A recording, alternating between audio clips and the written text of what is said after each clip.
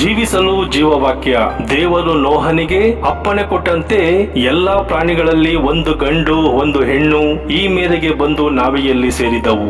ದೇವರು ನೋಹನನ್ನು ಒಳಗಿಟ್ಟು ಅದರ ಬಾಗಿಲನ್ನು ಮುಚ್ಚಿದರು. ದೇವರು ದುಷ್ಟರನ್ನು ನಾಶ ಮಾಡಲು ಭೂಮಿಯ ಮೇಲೆ ಜಲಪ್ರಳಯವನ್ನುಂಟು ಮಾಡಿ ನಾವೆಯ ಬಾಗಿಲನ್ನು ಮುಚ್ಚುತ್ತಾರೆ. ನೋಹನು ಹೊರಗೆ ಬರಬಾರದು ಎಂಬ ಕಾರಣಕ್ಕಾಗಿಯಲ್ಲ, ಬದಲಾಗಿ ಯಾರೂ ಒಳಗೆ ಹೋಗಬಾರದೆಂಬ ಕಾರಣದಿಂದ ದೇವರು ತಾನೇ ಬಾಗಿಲನ್ನು ಮುಚ್ಚಿದರು. ಪ್ರತಿಯೊಂದು ದುಷ್ಟ ಸಂತತಿಯ ಮೇಲೆಯೂ ದೇವರ ನ್ಯಾಯ ತೀರ್ಪು ಪೂರ್ಣವಾಯಿತು. ರಕ್ಷಣೆ ಹೊಂದುವ ಅವಕಾಶವಿದ್ದ ದಿನಗಳು ಮುಗಿದು ಹೋದವು. ಈಗ ದುಷ್ಟತನದ ಮೇಲೆ ನ್ಯಾಯವು ಜಯಿಸಿತು. ದೇವರು ದುಷ್ಟರ ವಿಷಯದಲ್ಲಿ ಹೀಗೆ ಹೇಳುತ್ತಾರೆ: ನಾನು ಕರೆದಾಗ ನೀವು ತಿರಸ್ಕರಿಸಿದಿರಿ, ಕೈ ಚಾಚಿದರೂ ಯಾರೂ ಗಮನಿಸಲಿಲ್ಲ.